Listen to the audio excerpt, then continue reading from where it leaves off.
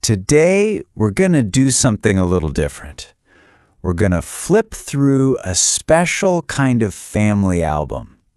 It's not just about pictures, though. It's really about the words, the English words we use to talk about the most important people in our lives. So, you ready to dive in? So, our family story is going to unfold in 4 chapters. First, we'll kick things off with the basics, building the family tree. Then, we'll get into what a close family really feels like. In Chapter 3, we'll take a look at how families can sometimes change, and we'll wrap it all up by exploring what modern family life looks like today. All right, let's get started with Chapter 1. All right, Chapter 1, your family tree. Time to meet the family and learn some of those must-know words to describe them.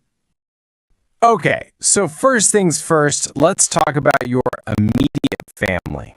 This is your core group, right? Your closest relatives, your parents and your brothers and sisters. And here's a super useful word for you, siblings.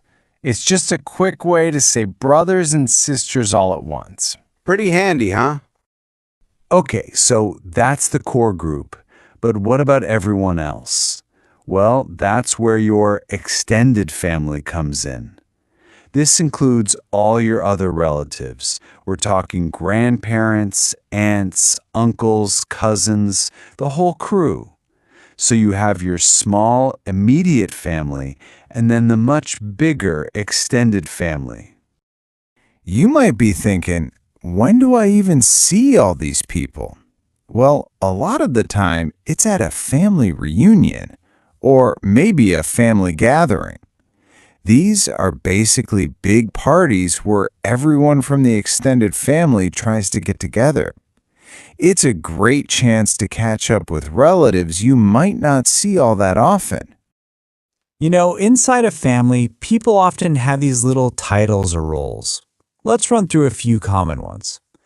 So if you don't have any siblings, then you're an only child.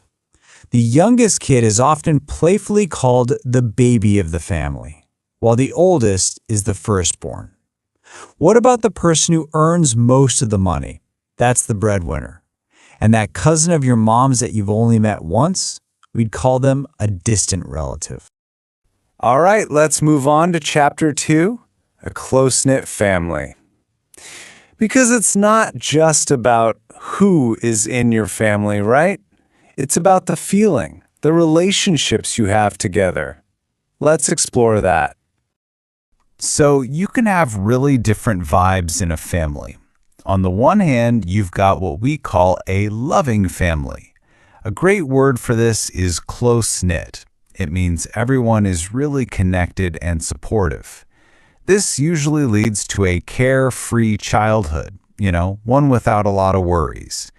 But on the other hand, you can have a dysfunctional family where the relationships are unhealthy, and this unfortunately can sometimes lead to a troubled childhood.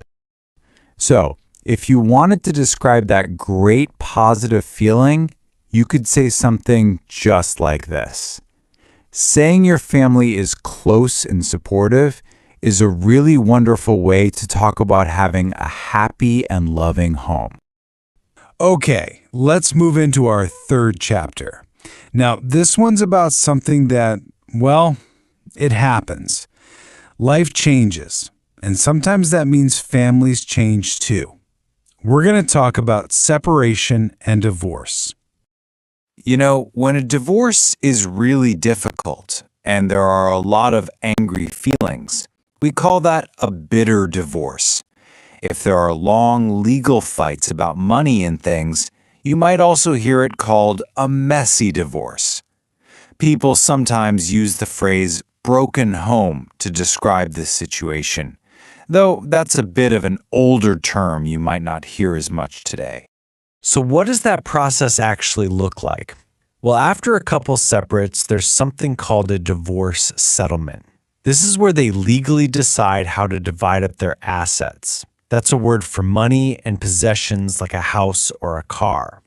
A huge part of this is deciding on the custody of the children, which is all about who will take care of the kids. When it comes to who takes care of the kids, there are generally two main ways it can go. A judge can grant joint custody, where both parents share the responsibility for the children, or the judge might award sole custody, which means only one parent has the full legal responsibility. So, following on from that, if one parent does get sole custody, the other parent usually has to pay child support. These are just regular payments to help cover the children's expenses. Things like food, clothes, and school costs. But hey, it's really important to remember that not all divorces are like that. Not at all. A mutual divorce is when both people agree that separating is the best thing to do, and they do it peacefully. In these cases, they can often stay on good terms, which just means they keep a friendly and respectful relationship. And that brings us to our final chapter, which is all about modern family life. Because today, families come in all shapes and sizes, and there are so many different ways to create a family and have a new beginning. So, a really common and totally normal family structure these days is a single-parent family. That's when one parent raises the kids. If it's the mother, she's a single mother. And if it's the father, he's a single father. And here's another beautiful way families are formed: through adoption. Let's walk through the vocabulary here. So, when a baby is expected, we say that baby is due on a certain date. Sometimes, the mother might decide to give the baby up for adoption. That baby is then welcomed by their adoptive parents. The adoptive parents are the ones who will raise the child or bring up the child as their own. This is a really important distinction to know. The woman who actually gave birth to the child is called the birth mother, or you might hear the term biological mother. The mother who raises the child is the adoptive mother, and sometimes, later in life, an adoptive person might want to search for their birth mother. This sentence really wraps it up beautifully.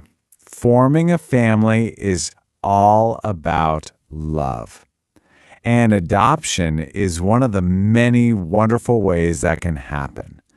It's a great reminder that families are built on love first and foremost. Wow, so we've made it through our whole family album, haven't we?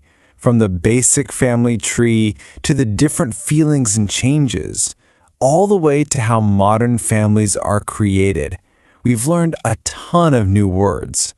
And that just leaves me with one final question for you. After all of this, what does the word family really mean to you?